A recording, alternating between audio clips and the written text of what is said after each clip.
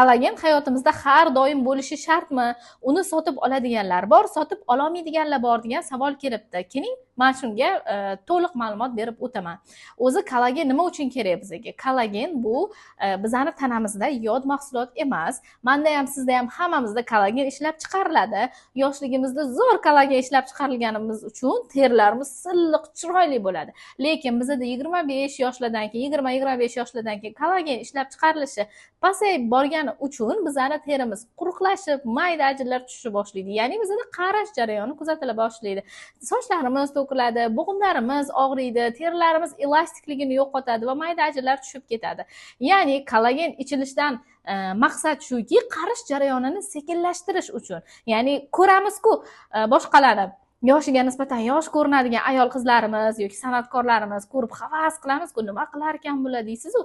Aynan ular ham kollagen qo'shimchasidan ichishadi. Chunki kollagen sizni ichishingiz bilan 18 yosh qilib yubormaydi. Shunchaki yoshingizga nisbatan yosh ko'rinishingiz uchun yordam beradi.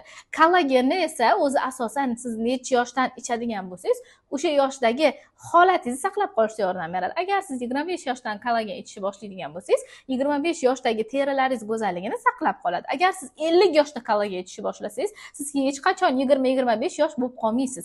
50 yoshdagi ko'rinishingizni yana uzoqroq saqlashga yordam beradi. Chunki u chuqur tushib ketgan ajinlarni yoymaydi. Faqatgina u ajin tushib ketishini oldini olish uchun teri elastikligini yaxshilab beradi. Shu sabab kollagenni vaqtliroq boshlashni tavsiya qilaman. Xo'sh, ana endi hamma o'sha kollagen sotib olishi shartmi deydiganlar uchun aniq tushuntirib o'tib ketaman. Mayli, sharoiti yo'qlar, kollagen sotib olishi shart emas. Faqatgina arzon variantini aytaman men sizlarga. Arzon varianti bu suyak sho'rva hisoblanadi. Suyak sho'rvalar, masalan, moldan, qo'ydan, tovuq suyaklaridan qaynatilgan qaynatma suyak sho'rvalar bor-ku, aynan bular kollagenning koni hisoblanadi. Kamida haftada 3 marta ichishingiz kerak, sizlarga kollagen normal ishlab turishi uchun. Bir oyda bir marta oyoq sho'rva, bir oyda bir marta xolodez yeyish emas. Haqiqatda kollagen sotib olishga kuchingiz yetmayaptimi? Tabiiy ravishda siz qabul qilmoqchimisiz? Unda nima qilasiz? Aynan mana shu sho'rvalarni haftada 3 marta ketini uzmasdan, agar to'g'ri kelsa, har kun ham iste'mol qilsangiz bo'ladi bunaqa suyak sho'rvalardan.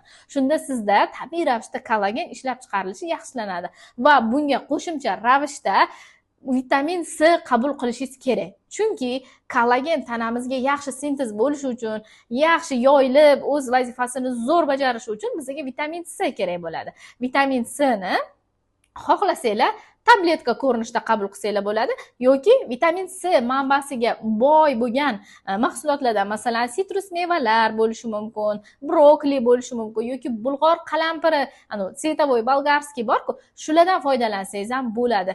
Aynan siz suyak sho'rva ichayotganingizda albatta yonida qo'shimcha vitamin C si bo'lishi kerak.